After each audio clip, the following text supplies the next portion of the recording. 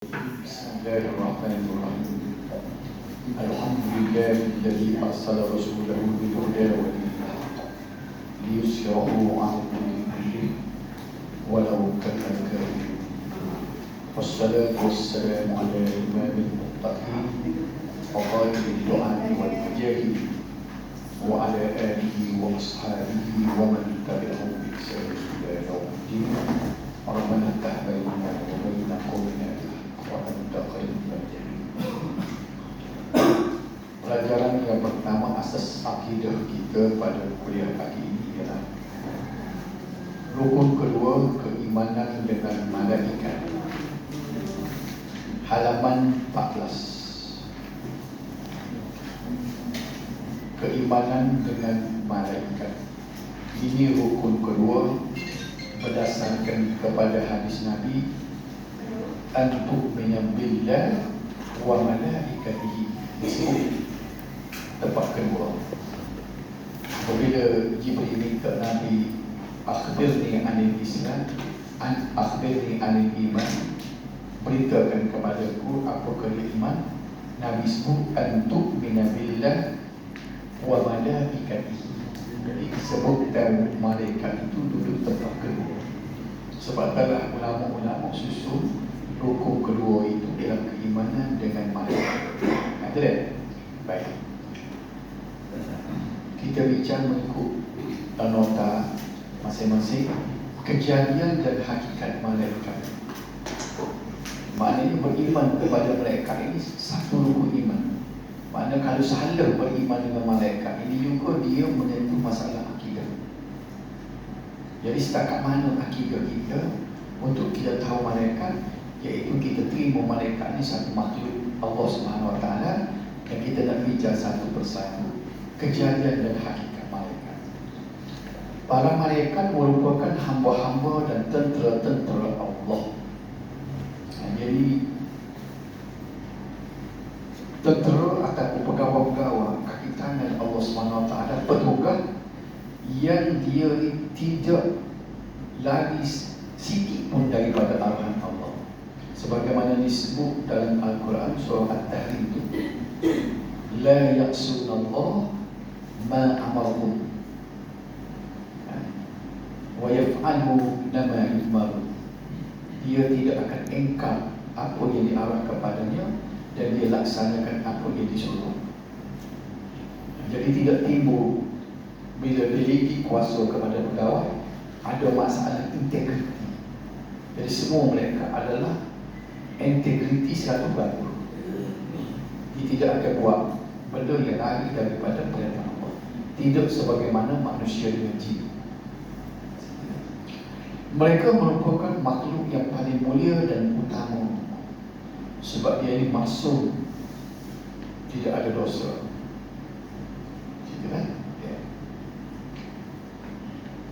Mereka dikategorikan kepada berbagai darjat. Jadi sama mereka ni walaupun dia makhluk yang mulia, dia ada tingkat darjat juga. Setiap malaikat mempunyai tugas yang tinggi dan dilaksanakan dengan sempurna, tepat dan tanpa berlengah-lengah. Sebab dia ni makhluk yang tak makan, tak minum, tak tidur, tak letih, tak mengantuk. Dan dunia ni sepi. Dia tak ada nak cara makan, nak cara ke rumah tangga, nak cara usaha tu. Dia tak tidur, tak letih, tak mengantuk. Kalau kita ditakdirkan jadi malaikat, berasa tak suka juga lagi pula. Tapi sedih lah. Aku jawab tak ada perkiraan dosa pahala.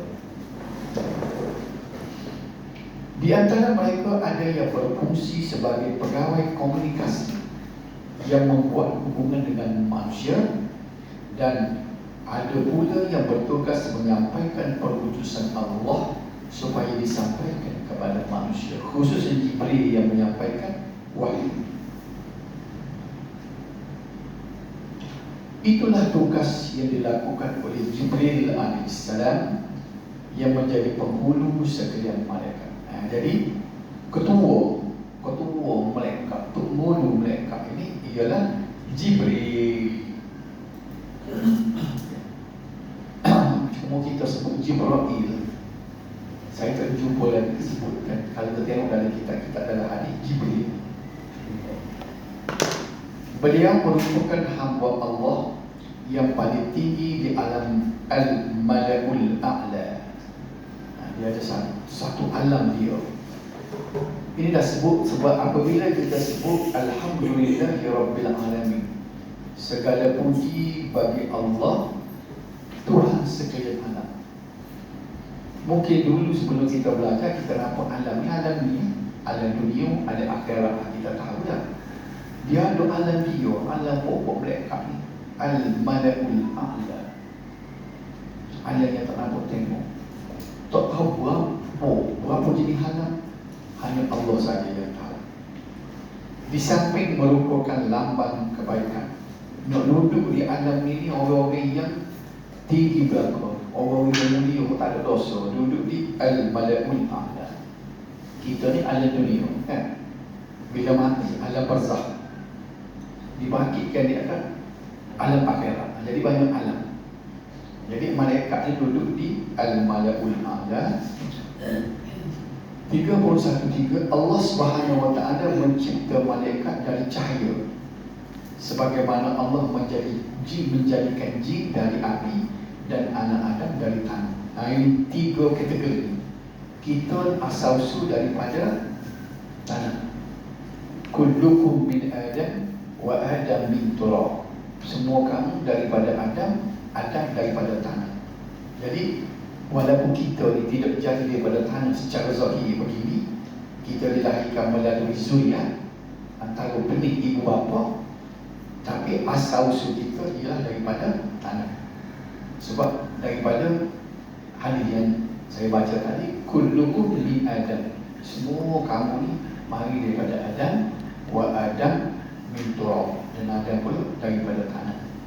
Jadi kalau ada pemikiran yang kata ada manusia tumit dari dicipta daripada bulu betul dulu dah, itu menyebabkan kalau disertai dengan kepercayaan, dia menyebabkan akidah. Cerita dongeng orang tua dulu kalau tak kena cara, dia jadi rusak akidah. Tumit ke bulu betul mana lagi? Sebabnya bercanggah dengan hadis Nabi tadi.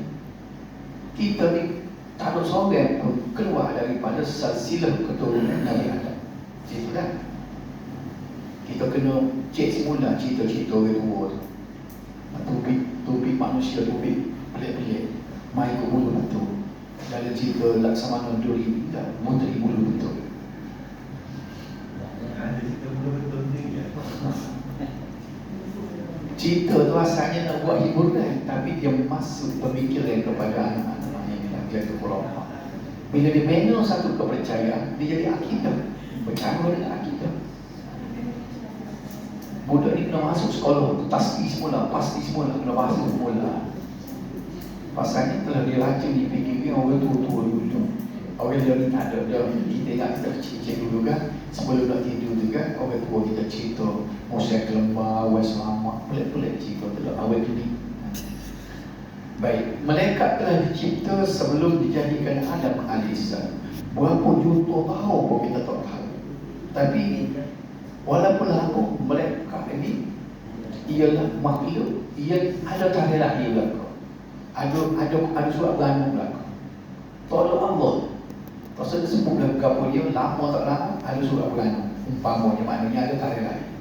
Malaikat tu dicipta, tak tahu bila dicipta. Dulu masa.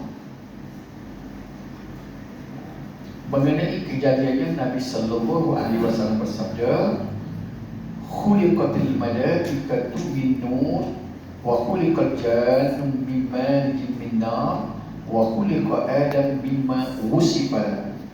Hadis Nabi kan? Ada riwayat Muslim. Kalau tak ingat matang hadis pun, kita ingat makna ni. Ni asal usul kejadian 3 makhluk. Dijadikan malaikat dari cahaya, dijadikan jin dari api yang menjulang, dan dijadikan Adam dari benda yang disifatkan kepada kamu, iaitu tanah. Jadi ada nas dia. Sikit akidah ni, maknanya tak sama antara jin dengan malaikat. Malaikat daripada cahaya, jin dari api. Kita nampak serupa dah, tapi hakikat sebenar kita tak tahu. Macam mana boleh benda tidak? Okay, beza. Baik, kita dibuat nama-nama malaikat dan tugasnya. Boleh tanya dulu apa kata kita. Apa dia? Tanya dulu. Tanya boleh. Kak selalu tengok kan. Bila tak tanya tu saya anggap boleh terima. Tak ada persoalan. Tanya boleh tanya lah. Boleh tanya. Tengok. Ada nak tanya sih. Soalan berarti bersalah. Soalan yang pertama, malaikat ni dia sekaligus juga ataupun dia lahir sama? Tapi malaikat tu tidak beranak. Tidak sebagaimana jin. Tapi Tapi proses kejadian itu kita tak boleh nak sebut sebab bila tidak ada hadis yang menceritakan. Cuma disebut begitu. Jibril dengan Israfil mana dulu lahir tak tahu. Adakah Tuhan buat sekali tu? Adakah dia buat Jibril dulu berapa tahun buat Israfil pula? Waktu tak ada, tidak diberitakan. Jadi kita nak sebut satu-satu benda lain ni kalau ada dalil. Ini kita kena ada disiplin kita bila beragama ni kan. Bila menyentuh benda lain kena ada dalil. macam disebut titis al-Ismail kita jadi mereka tu kan. Jadi mereka tak ada. Pasal mereka disebut tidak beranak pinak sebagaimana jin. Situ kan itu kejadian dia. Kedua, mereka ni adalah makhluk yang taat kepada Allah Taala. Adakah di akhirat esok dia akan masuk surga? Dia tidak ada syurga neraka bagi dia sebab dia tidak ada perkiraan dosa pahala kan dia. Kalau kita kata masuk syurga, malaikat yang bertugas di neraka tu macam mana? Ada malaikat yang bertugas di neraka. Ada malaikat yang bertugas di Ashabul A'raf dulu tengok dah. Jadi dia ada dia bertugas. Kerja dia bertugas sama-sama. Walaupun dia akhirat Dia masih ada bertugas. Bagaimana mati keselamatan ke dalam surga? Dia bagi dia tidak ada keseluruhan bagi dia. Dia tak boleh fikir seperti kita. Kita katanya ya, kalau dia jaga neraka, kalau dia jaga surga atau jaga neraka buat dia kan. Jadi dia ditugaskan dia seseronok dengan benda tu sebab keseronok dia itu hak Tuhan beri. Dia tidak kata terima nikmat seperti kita seronok seperti kita dah. Kita seronok apabila dapat nikmat. Bagi dia tu dia seronok. Dia tak ada istilah seronok atau seronok serupa semua. Dia selesa dengan itu. Bapak tak ada tugas, itu selesai itu. Allah ada tugas macam mana? Ia adalah dia tugas di dunia, kan? Di akhirat dia ada tugas dia. Dia ada tugas. Dia ada tugas dia. Tak tahu lah macam mana secara tugas. Semua sekali akan mati dah akhir dah. Dia mati. Mati. Itu percayaan kita semua makhluk mati. Sengaja Allah Subhanahu Wa Taala nak tunjuk kuasa dia. Malaikat mampu mati. Sebab tu bila dia mati Tuhan, berapa lama mati tu kita tak tahu. Kena ribu tahun mati berapa. Tikatullah Allah dalam Al-Quran sebutkan. Dia kata limanil mulkul yaum. Siapa yang jadi raja pada hari ini? Mati belaka. Pakai malaikat mati. Aku yang hidup. Tapi dia boleh berkomunikasi, maknanya mati dulu dalam ada ruh belaka. Lillahil wahidil qahar, dijawab sendiri. Milik Allah yang maha gagah lagi perkasa, yang maha esa lagi perkasa. Jadi maknanya lepas tu dia bangkit tu. Cuma yang dia tidak disebut secara detail macam mana mereka dibangkit. Cuma cerita-cerita yang sampai kita cerita manusia. Sebabnya Allah Subhanahu Wa Taala dia nak suruh kepada usia kita. Mereka sekarang kita tahu sekali apa yang dikabarkan oleh hadis-hadis Nabi dalam Quran. Kita timur sekali. Kita nak reka orang lain itu kita takut salah. Betul. Jadi ini nak ayat. Saya setiap kali sebutnya disiplin kita dalam menerima ilmu agama ni biar ada nas dan dalil baru kita boleh pakai. Kan? Soalan yang kedua ni, manusia ni dilahirkan atau berasal dari tanah. Bagaimana dengan orang yang berpendapat bahawa Rasulullah itu daripada cahaya? Itulah sebab tu lah jadi benda banyak. Benda banyak salah tu. Bila kata Rasulullah berasal daripada bercakap dengan sabda Nabi sendiri, Nabi sebut kullukum min Adam, semua kamu daripada Adam, wa Adam min turab, ada daripada tanah. Nombor dua, hadis yang dibawa itu ialah yang disebut ada di dalam Musannaf Abdul Razzaq. Adakah kita belajar dulu? Ada Musnad lah, nama-nama jenis kitab hadis itu. Satu lagi dia panggil Musannaf. Yang popular Musannaf ialah Musannaf Abdul Razzaq. Jadi hadis Jabir, di mana Nabi bersabda kepada Jabir, bila Jabir tanya apakah makhluk pertama dijadikan, maka Rasulullah pun menjawab, nurun nabiyyika ya Jabir, cahaya nabimu ya Jabir. Itulah yang dibawa. Bila bertanya hadis di mana-mana, semua dari kitab-kitab hadis Sunan Sittah apa semua, Bukhari, Muslim pun tak ada. Dalam hadis telah tiga di Pulau Baihaqi, Tabarani, semuanya tak ada. Dia kata ada dalam Musannaf Abdul Razzaq.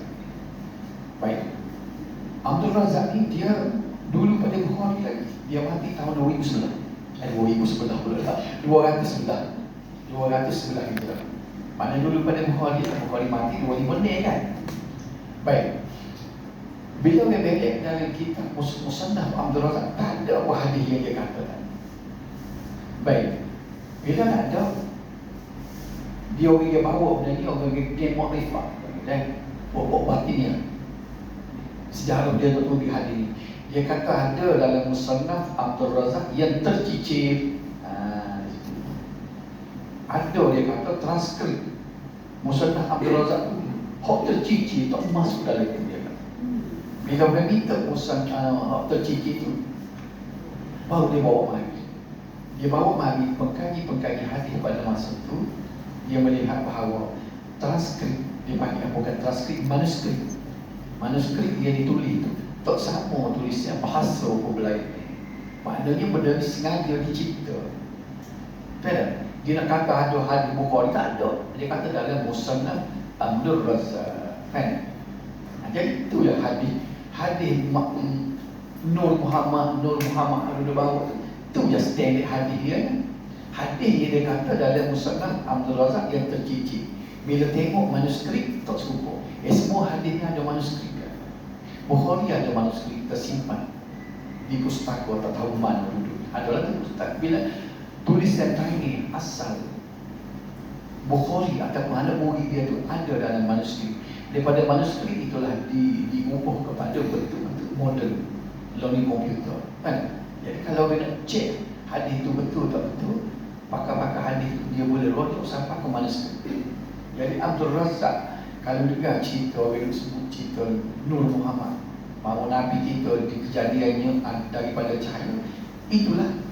Boleh ingat dah saya sebut tadi, walaupun tak sebut Musannaf Abdul Razzaq yang didakwa. Tapi Musannaf Abdul Razzaq yang dicetak tu tak ada dalam tu. Dia kata naskah yang tertinggal. Bila cek manuskrip, bahasanya pun lain, tulisan pun lain. Maknanya orang lain tulis, kata je. Ini daripada Musannaf Abdul Razzaq, semata-mata nak justifikasikan, mewajarkan bahawa Nabi kita dijadikan daripada cahaya. Dari segi akidah, yang orang yang berkeyakinan salah kerana bercampur dengan hadis Nabi. Sebab ada seorang ustaz kita, dia kata nak cek rambut Rasulullah di Brunei tu, dia pun bawa Dr. Harun bin bagi cek. Dia pun suruh, dia tak terbayar. Pasal dia pada cahaya. Tapi cerita berlaku, tak ada sanad berlaku tu. Kita cerita berlaku, betul Harun dia kata begitu. Kalau kita tanya tu yang mati, dia boleh terroyak lah. Sebab cerita tu kenali kan macam-macam, boleh terroyak sebab tu kenali mati je. Sebab cerita tu kenali pelik-pelik. Saya kecil dengan cucu dia mari rumah. Cucu tu kenali mati dia kerana Ustaz Lim. Dia mari rumah saya sendiri. Dia cerita sebenarnya, dia cucu tu kenali. Cerita-cerita yang disangka kepada Tok Nari sampai dia kudi ulat jatuh, dia ambil ulat tok semula sin orang supaya jemaah dia tidur tak poloh.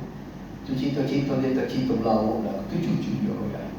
Jadi kalau Tok Nari buat baru boleh orang buat belawak gitu mau kan. Apa tahu yang lama kan. Jadi lah bayarnya kita akidah kita ni jangan terbayang kepada kita bahawa Nabi itu kejadian ni daripada cahaya. Semuanya baik daripada cara yang prosesnya sama seperti kita.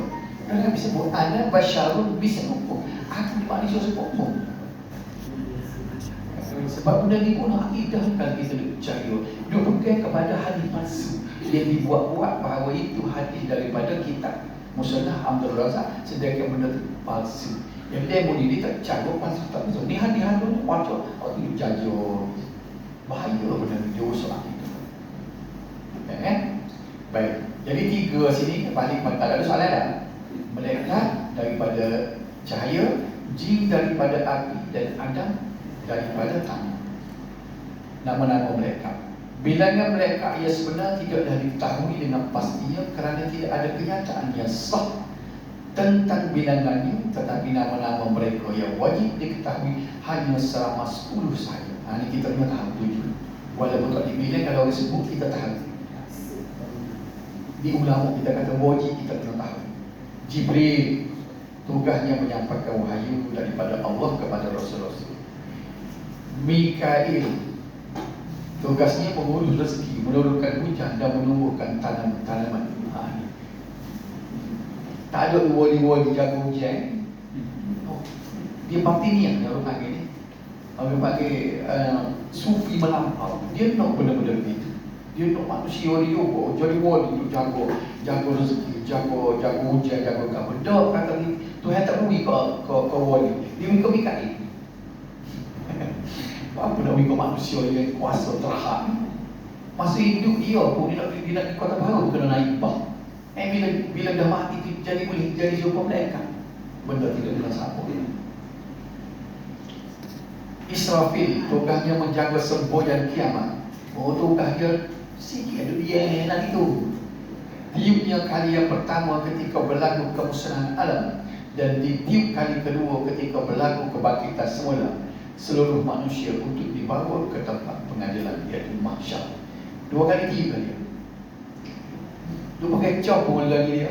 Tak bagi jawapan lain. Bagi kita kata Allah tak buah kau.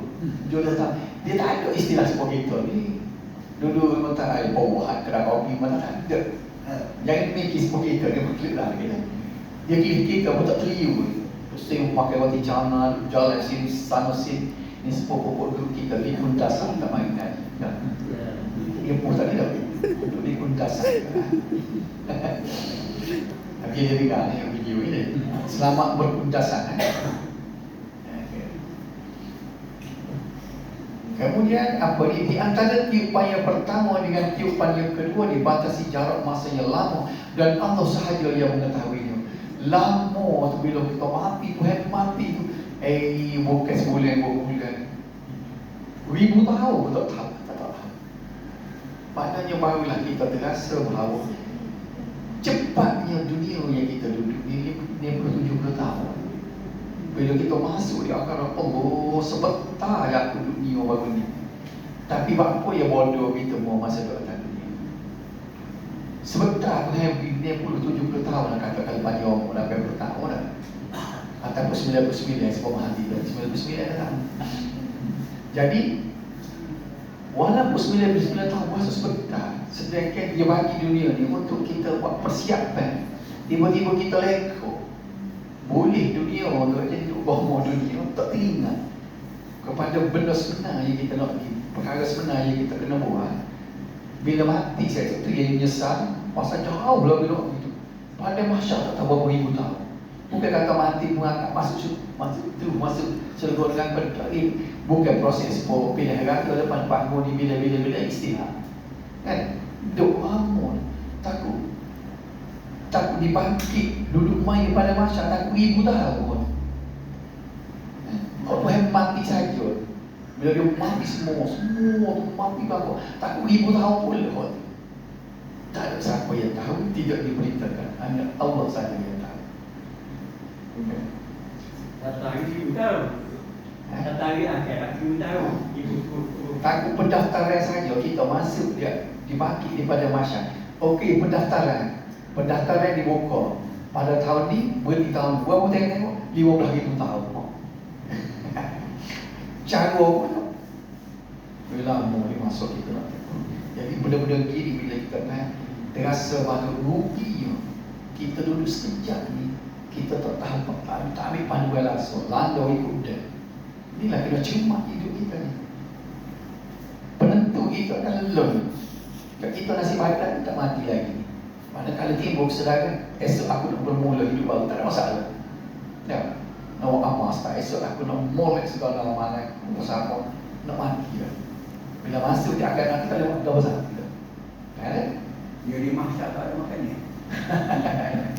Tak tahulah cerita je lagu Mangun sebut. Lanjut, Tapi dia sebut kalau ada nikmat duduk bawah pagi molek, baru banyak aras. Kita duduk neki biar boleh duduk dalam banyak aras tak apa tu. Pada masyarakat. Dia telanjang aku tu tak kena aku tanya. Nampak situ. Jadi inilah sebab kita nak tekan supaya kita beragama dengan betul. Sebelum amalnya biar beragama dengan betul. Kita pilih amalan yang betul. Kita pilih akidah yang betul. Apa ada mustahak ni yang saya tekankan di sini supaya kita nak cari benar betul. Silalah kau habislah kita. Bukan nak bagi demo buat demo kita buat kan kita sayang berapa buat demo buat kita sayang nak selamat. Bila nak selamat, mari kita rujuk kepada sumber asal. Tengok hati hok mana maksudnya. Jangan dipegang sebuah hati tadi. Hok berabot. Bila orang kata tak ada, cari transkrip kata tercici, cari yuk, nak yuk, nak gapo semua. Nak menempuh kesusahan. Betul. Jadi kalau ini cemiki. Jadi kalau kaki dalam ini. Malik tugasnya menjaga dengan aku. Tengok. Israel tak tahu tak boleh. Israel ini nama nyamuk. Tugas dia. Tak tahulah ada apa tapi disebut Israel. Dia ada pembantu ke atau dia orang kita tahu? Tu kata dia tidak disebut. Tidak disebut. Tapi mungkin ada lah tugas dia tu. Sebab nak ambil nyamuk seletok lagu mana. Ada beberapa. Tapi kita terima akidah kita dari Israel. Ambil nyamuk. Malik jaga neraka. Ni kalau kita kira dia ni duduk di neraka sama dia, tapi dia tak kena seksa lagi. Dia jaga neraka. Ridwan. Tak tahu dia sebut mana. Mungkin daripada hadis saya tak apa cakap. Tapi kita sebut Malik.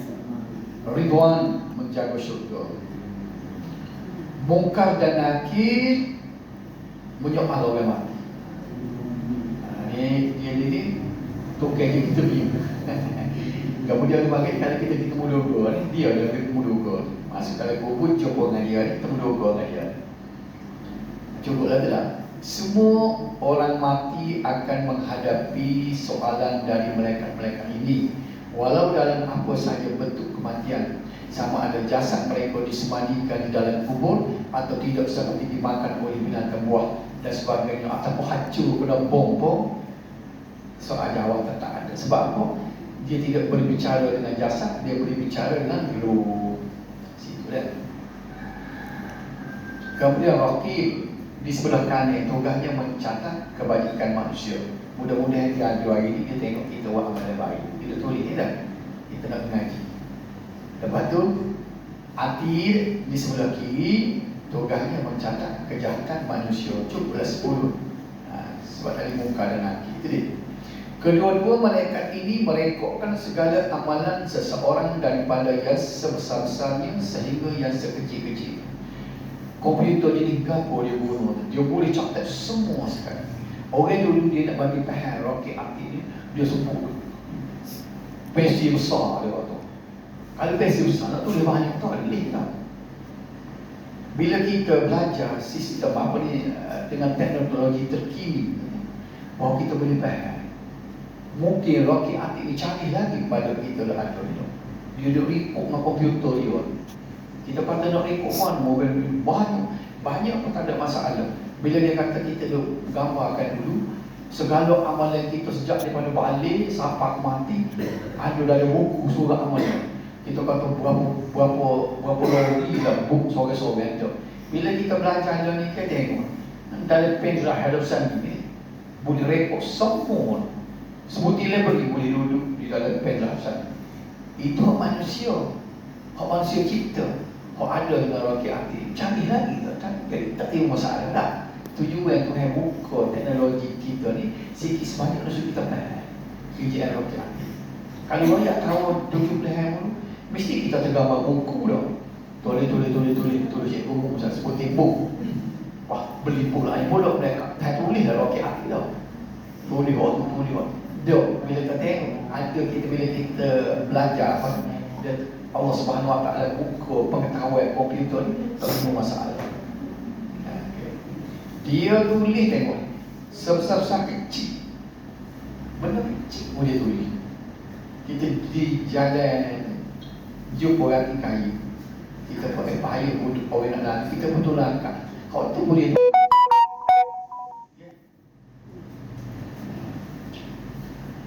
Dan catatan itu akan dihisap dan ditimbang di dalam neraka keadilan Tuhan di mahsyar kelak. Bukan tulis saja ni, ada kira. Selain dari 10 mereka yang menjalankan tugas-tugas khas, ada lagi mereka yang menjalankan tugas masing-masing antaranya tengok memikul arash. Jadi ini kita tak masuk dari 10 tadi. Waktu utama Yumiku arash. Patut dengar juga dia. Berkaitannya Allah berfirman dalam surah Ghafir ayat 7, alladzina yahmiluna al-'arsy wa man hawlahu yusabbihuna bihamdi rabbihim wa yu'minuna bih.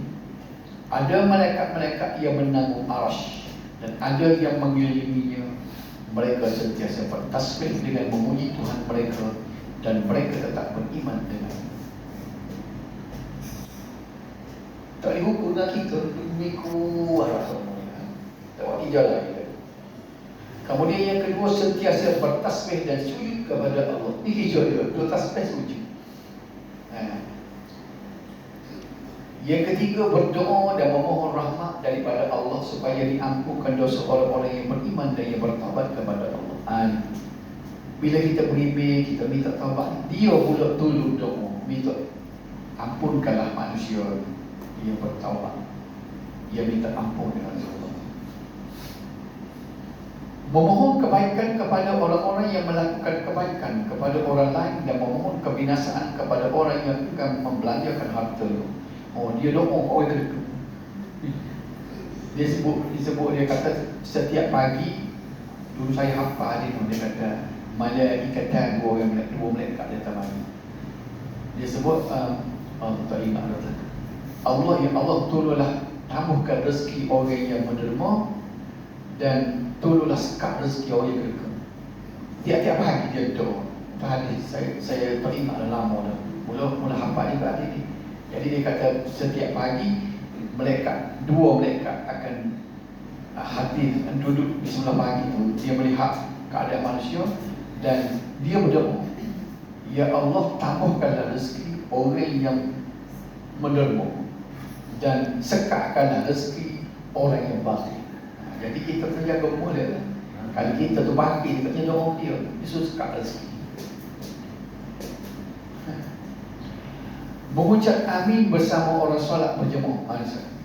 Bila kita kata amin, ada hadis dia sebut supaya kita ucap amin itu bersama dengan malaikat. Bergili-gili mengawasi manusia pada waktu malam dan waktu siang. Pertukaran tugas mereka berlaku pada waktu subuh dan asar. Itulah antara tugas-tugas malaikat yang dilihat sentiasa mendampingi hamba-hamba yang taat dan mengawasi mereka sepanjang masa. Malaikat lambang kebaikan dan jin lambang kejahatan. Di samping malaikat, Allah telah menciptakan satu makhluk lain yang dinamakan jin, iaitu satu makhluk yang tersembunyi, jiwa. Mereka tidak mempunyai jasad lahir yang dapat kita melihatnya. Inilah satu-satunya ciri keserupaan di antara malaikat dengan jin. Dia serupa ciri-ciri ini, maknanya dia jirim halus. Dia boleh masuk ke dalam salur darah pun dia boleh masuk. Selain daripada ciri ini, malaikat berbeza secara total daripada makhluk jin, sehingga dari segi bahan kejadiannya sendiri, kerana Allah telah menciptakan jin daripada api dan malaikat daripada cahaya. Itu beza kan? Jin daripada api, malaikat daripada cahaya. Itu beza besar dia. Malaikat merupakan tentera Allah yang diciptakan supaya mengabdikan diri mereka kepada Allah dan melaksanakan perintahnya di alam wana. Berdasarkan sifat kejadiannya, malaikat merupakan kebaikan yang tulen atau kebaikan yang mutlak. Dia maksud. Makhluk jin merupakan makhluk yang dibebankan dengan taklif risiko kita. Ada jin kafir, ada jin Islam, ada jin munafik, ada jin mukmin, ada jin kafir.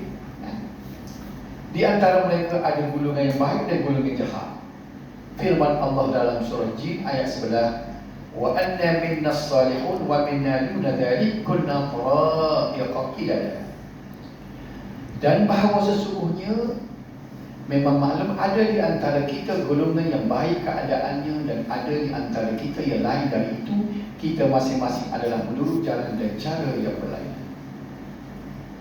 Dan pada ayat 14 dan 15, wa anna minnal muslimun wa minnal qasitun faman aslama fa ulaika taharrau rasyadan wa ammal qasituna fakanu li jahannama hataba. Dan bahawa sesungguhnya dengan datangnya Al-Quran nyatalah ada di antara kita golongan yang beragama Islam dan ada pula golongan yang kufur, yakni derhaka, menyeleweng dari jalan yang benar. Maka sesiapa yang menurut Islam dengan beriman dan taat, maka mereka lah golongan yang bersungguh-sungguh mencari dan menurut jalan yang benar. Adapun orang-orang yang menyeleweng dari jalan yang benar, maka mereka menjadi bahan bakaran bagi neraka jahanam. Ini cerita jin. Semua kita juga lah semua manusia juga. Makhluk jin beranak pinak. Beza dengan mereka. Firman Allah Ta'ala dalam surah Al-Kahfi, afatattakhidunahu wa dhurriyyatahu awliya'a min duni. Patutkah kamu hendak menjadikan iblis dan keturunannya sebagai sahabat-sahabat karib yang menjadi pemimpin selain daripada Tuhan? Perkataan keturunan ni, mana ada turun dia? Ada orang kata ni kau ngaji tu boleh. Tengok orang sebut ni kau ngaji. Tak tahu orang bunyi ni, saya tak boleh nak sebut. Orang bunyi kat mana pun bunyi. Tak boleh nak sebut. Jin juga. Ya. Dalam kalangan makhluk jin ada golongan yang menyembah Allah untuk mengangkat darjat dirinya, dan ada juga golongan yang menyembah Allah tetapi dalam hatinya terselip perasaan angkuh dan takabur yang tidak sesuai dengan status ubudiyah. Sebab kalau kita tengok sini macam manusia ke tak? Di antara nama-nama jin yang terkenal ialah Iblis. Mana Iblis ni adalah di antara jin. Tapi yang menjadi masalah ni kan, dalam ayat Quran itu dia iktiraf sebagai malaikat pula. Surah Al-Baqarah tu kan, wa in qulna lil malaikati isjudu li Adam. Ketika kami berfirman kepada para malaikat, usjudu li Adam, sujudlah kepada Adam, fasajadu, maka mereka semua sujud, illa iblis, kecuali iblis. Nampak saat ni macam malaikat juga. Apa? Ditafsir mana dia tu? Kumpulan dari segi ibadat bersama dengan mereka. Satu.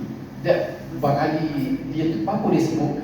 Wa iz qulna lil malaikah saja, apa dia kata wa iz qulna lil malaikah ikan wa iblis. Apa tak sebut sini? Dia sebut pakai malaikat.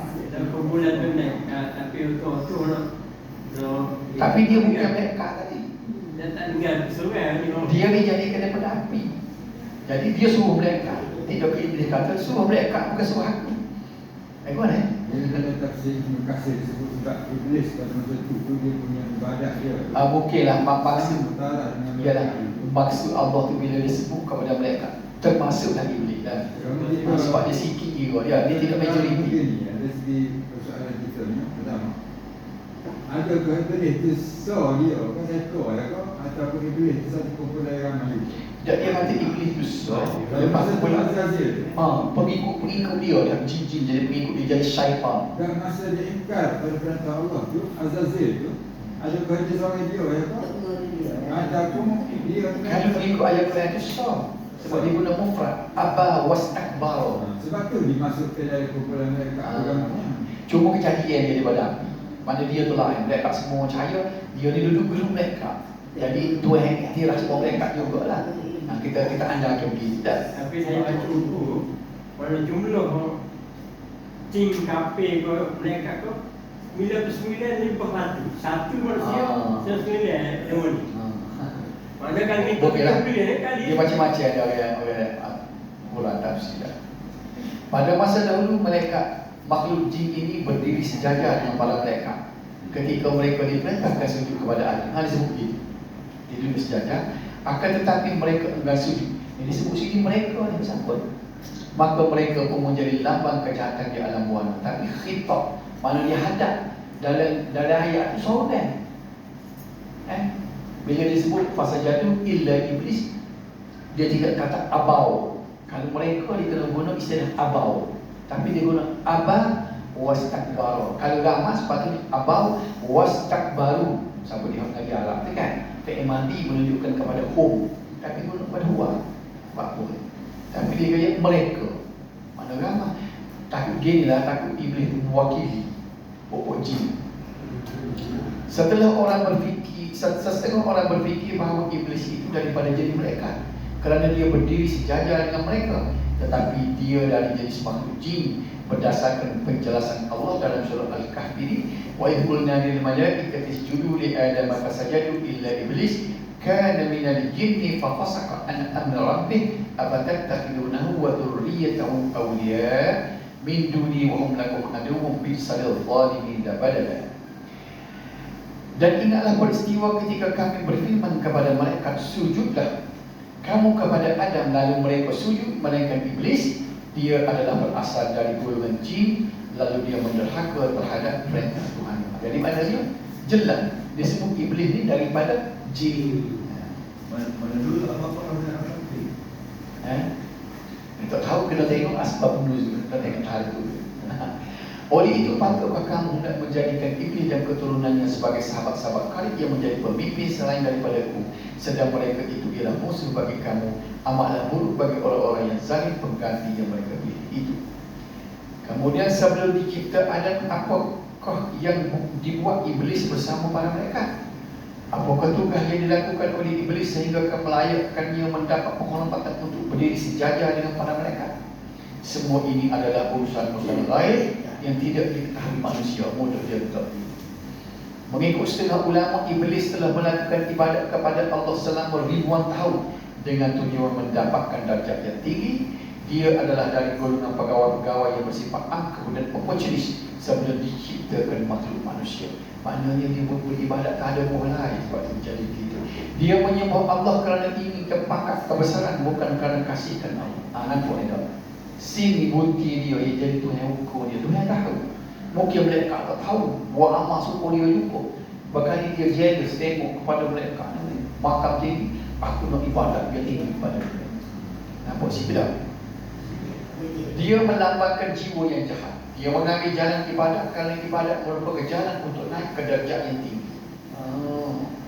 Ada orang panggil private interest dia. Ada tujuan lain. Apabila Allah mengeluarkan perintah kepada mereka supaya sujud kepada Adam, maka perintah itu secara langsung melibatkan iblis kerana pangkatnya lebih rendah dari mereka. Mana dimasukkan itu juga kan kita bicara tidak. Di waktu inilah tersingkapnya tembelang keangkuhan yang mendedahkan motif ibadatnya. Kini dia sedar bahawa matlamatnya untuk mendapat pangkat yang tinggi telah kecundang apabila dia dapati dirinya diperintah sujud kepada Adam, satu makhluk baru yang dijadikan daripada bahan tanah. Sekarang mana cik baca? Kita berhenti buku kan? Anak bayi betul kan? Dia merasa dirinya lebih besar dan lebih mulia daripada Adam, dan kerana itu dia menentang perintah. Itu bukti. Nampaknya dia tu sebenarnya dia buat ibadat tu, dia nak litah mereka dah bahasa tu. Jadi tiba-tiba dia dalam usaha dia nak naikkan martabat dia lebih mulia daripada mereka. Tiba-tiba Allah sujud ke Adam. Oh, bercanggahlah dengan aspirasi dia tidak. Nampak tak? Dia berasa jadi dia menentang perintah itu. Dengan tindakan itu, iblis telah memilih mulai hari itu untuk menjadi lambang kejahatan di muka bumi, dan Allah telah mengetahui bahawa iblis akan bertindak begitu. Sejak hari itu, iblis menjadi makhluk yang paling terkenal di bumi, tetapi dia telah merugikan diri sendiri walaupun mendapat kemasyhuran. Orang disebut berlaku iblis.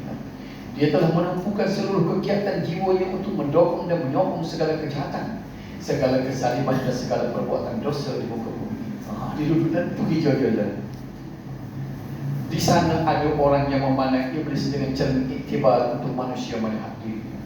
Ada pula yang memandang iblis seperti darah yang mengalir dalam saluran darah dalam badan manusia. Di sana pula ada orang memandang hina dan memperkecil-kecilkan iblis. Tetapi walau bagaimanapun makhluk iblis merupakan warna kejahatan yang paling hitam. Kita hilang sekejap,